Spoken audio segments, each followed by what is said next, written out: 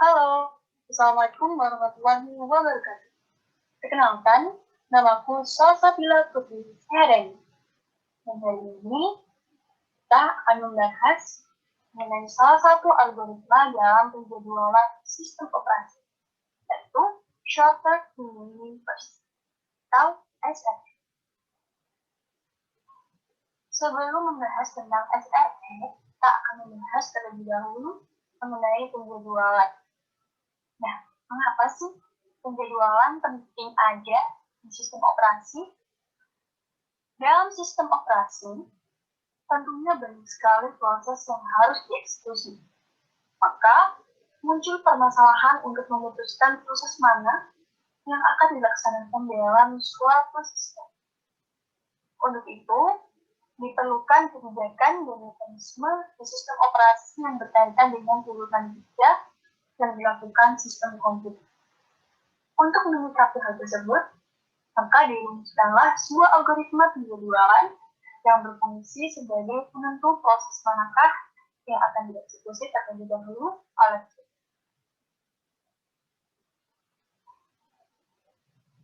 Kemudian, apa sih penjadwalan itu? Penjadwalan merupakan kebijakan dan mekanisme di sistem yang berkaitan dengan urutan kerja yang dilakukan pada sistem operasi.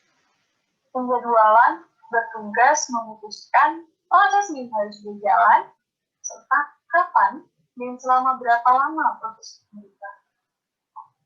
Penjadwalan ini dilakukan oleh sistem operasi untuk mendukung kelancaran kebutuhan kinerja, baik oleh sistem maupun oleh user. Ada banyak proses yang dikelola oleh sistem secara bersamaan. Oleh karena itu, perlu adanya pengaturan eksekusi dalam hal ini, penjadwalan eksekusi proses, agar semuanya dapat berjalan secara optimal. Terdapat beberapa kriteria yang banyak digunakan untuk menentukan penjadwalan. Yang pertama, adil. Kriteria ini menunjukkan bahwa setiap proses harusnya dilayani secara merata oleh sistem. Merata di sini artinya melakukan pembagian waktu proses yang sama dan tak ada proses yang tidak kebagian layanan pemroses. Sasaran penjadwalan seharusnya menjamin tiap proses mendapat pelayanan dari pemroses yang aktif. Yang kedua, efisiensi. Efisiensi pemroses ini dihitung dengan menggunakan perbandingan terhadap waktu sibuk pemroses.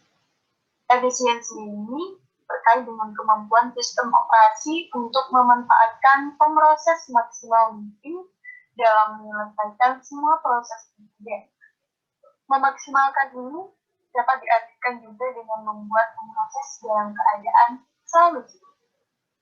Yang ketiga, waktu tanggap.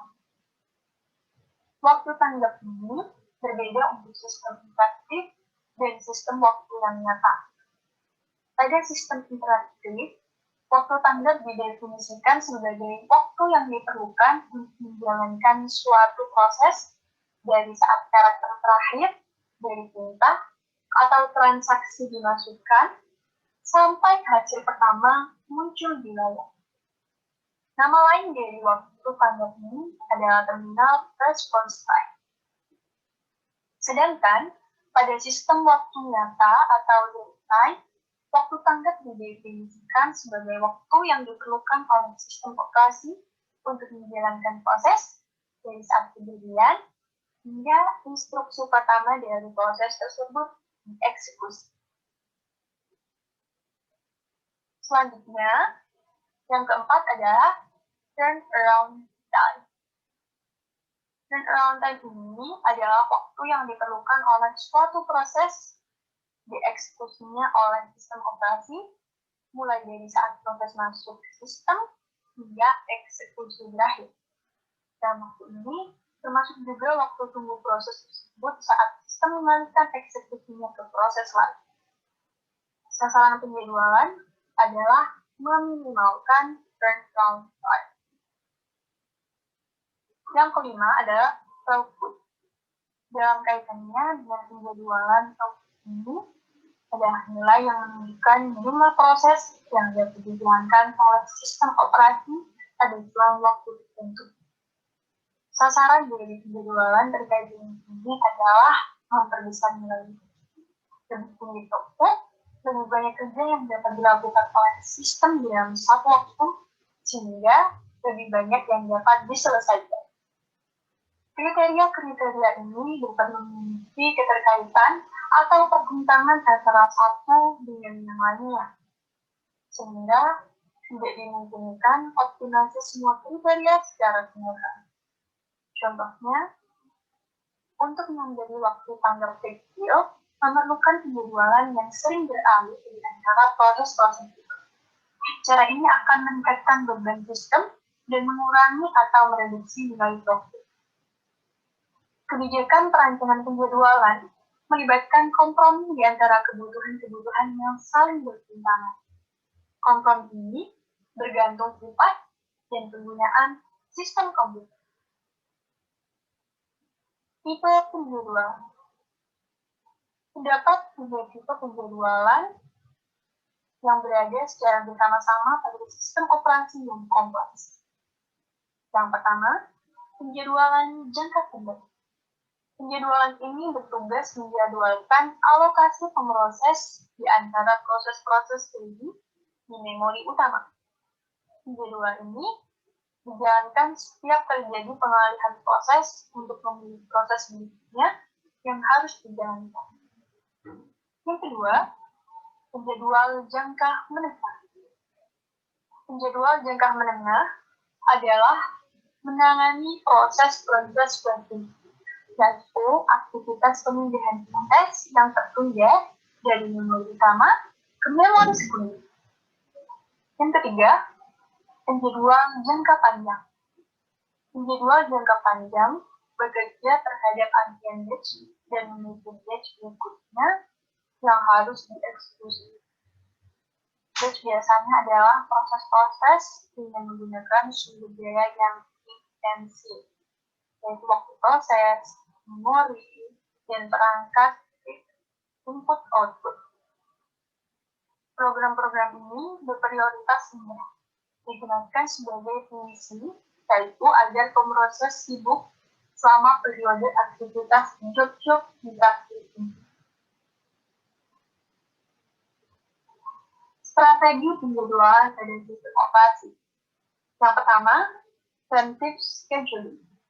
Penjadwalan yang memungkinkan sistem operasi memberikan sementara proses yang sedang berjalan untuk memberi ruang kepada proses yang prioritasnya lebih tinggi. Dan yang kedua adalah non-preemptive scheduling.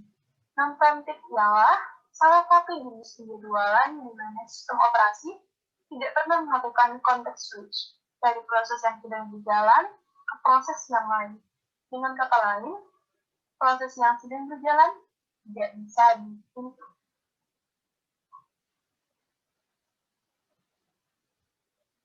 Algoritma penjadwalan dari sistem operasi. Yang pertama ada algoritma yang menerapkan strategi non-preemptive, yaitu tanpa mengalihkan proses ke proses lain. Di antaranya yang pertama adalah FIFO atau first in first out atau bisa juga disebut dengan FCFS, first come first serve. Dan yang kedua adalah SJ atau shortest job first. Ada juga algoritma yang menerapkan strategi preemptive, yaitu bisa mengalihkan proses kepada proses yang lain. Di antaranya ada RR atau round robin, kemudian ada MFT, multiple perspectives, dan SRR, shortest remaining first, HRN, highest remaining next, PS, priority scheduling, dan yang terakhir adalah GS, warranted scheduling. Klasifikasi yang berdasarkan adanya prioritas. Klasifikasi lain selain berdasarkan dapat atau tidaknya suatu proses diambil alih, yaitu preemptive dan non-preemptive. Ada juga klasifikasi yang berdasarkan adanya prioritas di kasus proses. Yaitu yang pertama adalah algoritma penjadwalan tanpa berprioritas. Dan yang kedua adalah algoritma penjadwalan berprioritas. Algoritma penjadwalan berprioritas ini terdapat 3 macam. Yang pertama adalah algoritma penjadwalan berprioritas statis. Yang kedua, algoritma penjadwalan berprioritas dinamis. Dan yang terakhir adalah algoritma penjadwalan proses. Sekarang kita akan membahas tentang ini, ya, yaitu shortest remaining first atau SRF. Jadi, shortest remaining first atau SRF pada algoritma ini, setiap proses yang ada di ranging ini akan dieksekusi berdasarkan burst time terkecil. Atau burst time itu bisa dibilang perkiraan pengerjaannya itu sangat kecil. Hal ini mengakibatkan waiting time yang pendek untuk setiap proses, dan karena hal tersebut, maka waiting time rata-ratanya juga menjadi pendek. Sehingga dapat dikatakan bahwa algoritma ini adalah algoritma yang optimal. Pada algoritma ini, proses dengan waktu pemrosesan terendah yang akan dijalankan terlebih dahulu. Walaupun proses tersebut baru tiba di undefined quarter. Selain itu, jika ada proses yang sedang berjalan, dapat diambil alih oleh proses yang memiliki waktu pemrosesan lebih sedikit. Nah, proses ini yang dinamakan dengan preemptive, yaitu bisa dialihkan oleh proses yang lain. Proses ini merupakan penjadwalan berprioritas dinamis, yaitu untuk time sharing melengkapi SDF pada SRF. Proses dengan sisa waktu jalan di estimasi terendah dijalankan, termasuk proses-proses yang berbeda. Ada SJF, begitu proses dieksekusi, proses dijalankan sampai selesai. Pada SRF, proses yang sedang berjalan atau running dapat diambil alih proses baru dengan sisa waktu jalan yang diestimasi lebih tinggi. Oke, di sini ada contoh penjadwalan SRF. Ada 4 proses, yaitu P1, P2, P3, dan P4, di mana setiap proses ini memiliki arrival time dan burst time yang berbeda-beda. Yang pertama, proses P1 ini, arrival time-nya 0. Oh ya, untuk mempermudah pemahaman, kita anggap saja arrival time dan burst time-nya ini dalam satuan menit. Jadi P1 ini arrival time-nya 0 menit atau datangnya saat menit ke-0, di mana belum ada proses sama sekali di sistem operasi tersebut. Kemudian burst time. Jadi burst time ini perkiraan lama prosesnya. Itu sekitar 7 menit. Kemudian P2 datang pada menit kedua saat sudah ada proses yang terjadi. Kemudian waktu pengerjaannya diperkirakan 4 menit, P3 arrival time-nya saat menit keempat, burst time-nya hanya 1 menit, kemudian P4 ini arrival time-nya saat menit kelima dan burst time-nya sekitar 4 menit. Oke, langsung ke penyelesaiannya. Nah, yang pertama ini P1. P1 ini datang saat belum ada proses sama sekali. Maka P1 langsung diproses. Nah, karena burst time-nya ini 7 menit ya, maka saat proses selanjutnya datang, kedua datang ini pada menit kedua, maka dipertimbangkan lagi mana yang harus didahulukan. Nah, pada menit kedua ini, P1 sudah melakukan proses selama 2 menit. Nah, karena itu masih ada sisa 5 menit. Nah, 5 dibandingkan dengan 4, pengerjaannya masih lebih besar 5. Oleh karena itu, P1 ini diundur dan digantikan oleh P2 prosesnya. P2 ini diproses selama 2 menit. Saat menit ke-2 proses keempat ke P2 ini, lebih tepatnya adalah menit keempat dari keseluruhan proses, datanglah P3. Nah, P3 ini membawa burst time hanya 1 menit. Dan P2 ini saat menit keempat ini prosesnya masih dijalankan 2 menit dan tersisa 2 menit. Oleh karena itu, karena lebih besar P2, maka proses P2 ini tadi digantikan oleh P3. P3 diproses selama 1 menit, kemudian proses P3 selesai. Pada menit kelima, tepat setelah P3 selesai memproses, datanglah P4. P4 ini membawa burst time 4 menit. Nah, dibandingkan dengan proses-proses yang belum diproses atau proses yang ditunda tadi. P1 masih ada 5 menit, P2 ada 2 menit, kemudian P4 4 menit. Nah, yang paling kecil di sini adalah P2. Oleh karena itu, selanjutnya adalah prosesnya P2. P2 diproses lagi selama 2 menit. Kemudian dilanjutkan dengan P4, karena P4 ini burst-time-nya lebih kecil daripada P1. P4 diproses selama 4 menit, jadi dari menit ke-7 hingga menit ke-11. Kemudian proses P1 pun selesai. Kemudian dilanjutkan dengan proses yang terakhir, yaitu P1 sebesar 5 menit ini. Dari menit ke-11 hingga menit ke-16. Jadi akhirnya proses P1 ini juga selesai. Dan proses dari P1, P2, P3, dan 4 selesai saat menit ke-16. Atau total pengerjaannya ini keseluruhan adalah 16 menit. Nah, average waiting time-nya ini berapa sih? Atau rata-rata menunggunya ini berapa sih? Jadi, jika dihitung, maka 9 tambah 1 tambah 0 tambah 2 dibagi 4. Ini dari mana? Nah, yang pertama ini 9. Ini tuh 9 menit merupakan waiting time-nya P1. P1 ini tadi sudah diproses selama 2 menit, kemudian menunggu lagi untuk diproses. Nah, waktu menunggu inilah yang dinamakan dengan waiting time. Jadi dari 11 ini,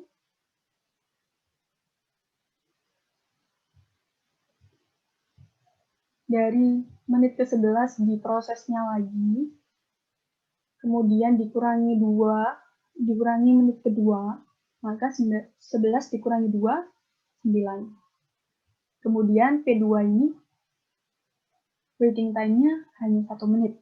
Kenapa? Karena nih, di tengah-tengah ini dipotong oleh P3, kemudian dilanjutkan lagi dengan P2. Waktu tunggunya ini hanya 1 menit.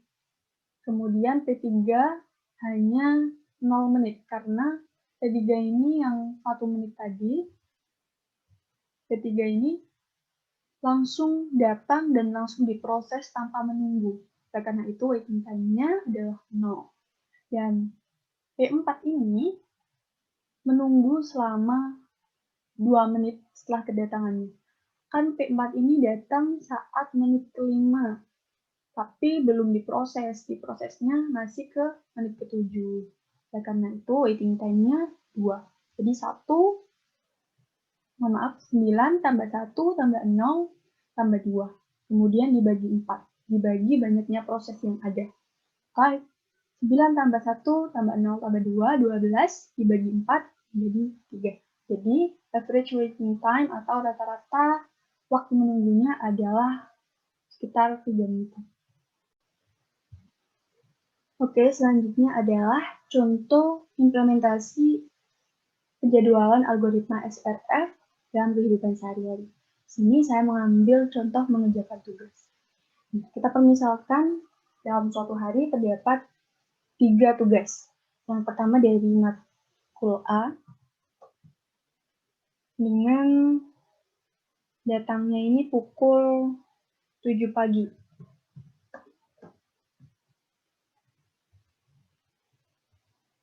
Pukul 7 pagi, dan berstand atau waktu pengerjaannya ini sekitar 5 jam. Kemudian, agak setelah beberapa menit atau sekitar 1 jam, ada tugas lagi dari matkul B pada pukul 8 pagi. Dengan berstand sekitar 4 jam. Sekitar 3 jam. Kemudian, 1 jam lagi pada pukul 9 pagi ini, ada tugas lagi dari matkul C pada pukul 9 dengan burst time sekitar hanya 1 jam karena dirasa sangat mudah oleh mahasiswa ini. Nah, ketiga tugas ini deadline-nya sama, sekitar 24 jam dari pemberian tugas dari matkul A, artinya 7 jam, pukul 7 keesokan harinya. Nah, untuk mempermudahnya, mahasiswa ini menggunakan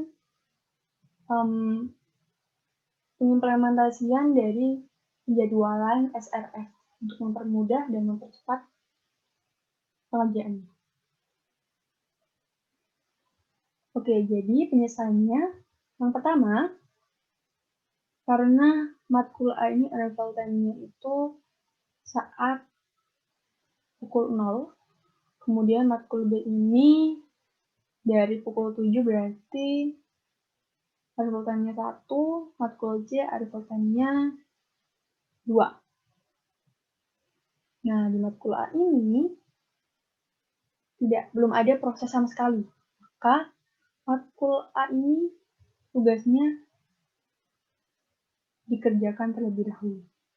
Kemudian pada pukul 8, karena ada tugas dari matkul B dan dirasa lebih mudah dan dapat lebih cepat, maka dialihkanlah dari pengerjaan matkul A yang berstandnya ini masih tersisa 4 pada pukul 8.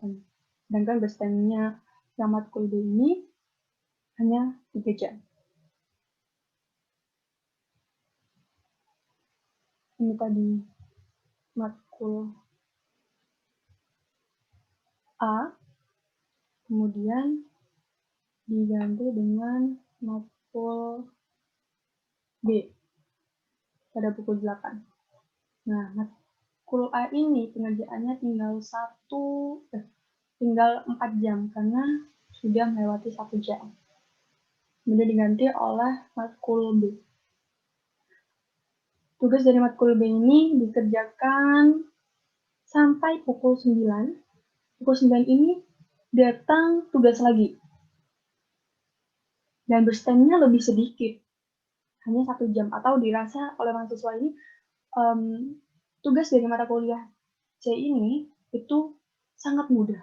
Karena itu, karena masih tersisa 2 jam berstand di tugas matkul B, maka mahasiswa ini memilih untuk mengerjakan tugas dari matkul C setelah 1 jam pengerjaan dari matkul B.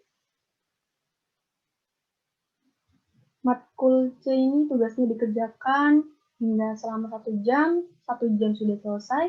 Kemudian setelah matkul C ini, tugas mana lagi sih yang harus dikerjakan? Nah, dilihat lagi. Berstandnya di matkul B ini tinggal 2 jam. Berstandnya matkul A ini 4 jam. Maka lebih baik dilanjutkan dengan mengerjakan sisa pengerjaan dari tugas dari matkul B. Dikerjakan selama 2 jam. Kemudian proses dari pengerjaan dari matkul B ini selesai. Kemudian dilanjutkan yang terakhir yaitu dari matkul A yang pengerjaannya tinggal 4 jam.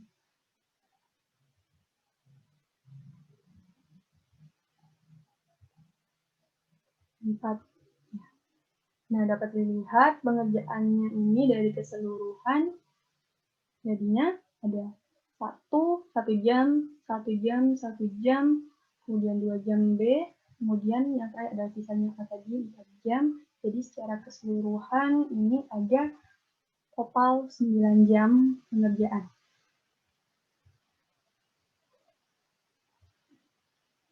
Kemudian average waiting time-nya itu berapa sih? Tahu rata-rata dari waktu tunggu secara keseluruhan. Nah, rata-ratanya sama dengan yang pertama adalah waktu tunggu A. Waktu tunggu pengerjaan A ini ada 1 jam untuk mengerjakan B tadi, 1 jam mengerjakan C, 2 jam mengerjakan D. Maka ada 4. Kita 4 jam waktu menunggu. Kemudian tambah yang B. Yang B ini juga ada sela-sela. Ada waktu menunggunya sebelum di dalam pemrosesan ini, waktu B ini ada waktu menunggunya. Menunggunya adalah 1 jam karena pengerjaan C tadi, maka waktu menunggu pengerjaan tugas B adalah 1 jam. Ditambah oleh waktu menunggunya yang C. Nah, yang C ini baru datang langsung dikerjakan, maka waktu menunggunya adalah 0. Dibagi banyaknya proses, yaitu ada 3, K sama dengan 5 dibagi 3 sama dengan 1, 2 per 3.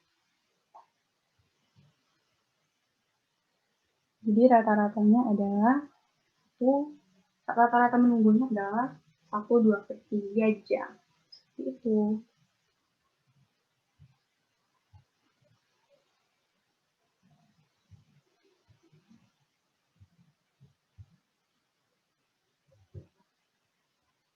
Nah, di SRF ini juga terdapat kelemahannya. Kelemahan SRF yaitu mempunyai overhead yang lebih besar dibandingkan SJF. SRF memerlukan penyimpanan waktu layanan yang telah dihabiskan proses dan kadang-kadang harus menangani peralihan. Tibanya proses-proses kecil akan segera dijalankan. Kemudian proses-proses lebih lama, berarti dengan lama dan variasi waktu tunggu lebih lama dibandingkan pada SJF yang langsung berurutan. Kemudian secara teoritis, SRF memberi waktu tunggu minimum, tapi karena adanya overhead peralihan, maka pada situasi tertentu, SJF bisa memberi kinerja yang lebih baik dibandingkan dengan SRF. Sekian dari pembahasan kita hari ini mengenai SRF atau Shortest Remaining First, yaitu salah satu algoritma dari penjadwalan sistem operasi. Semoga bermanfaat. Sampai jumpa di video selanjutnya dan jangan lupa subscribe, like, comment, dan share. Dan Assalamualaikum warahmatullahi wabarakatuh.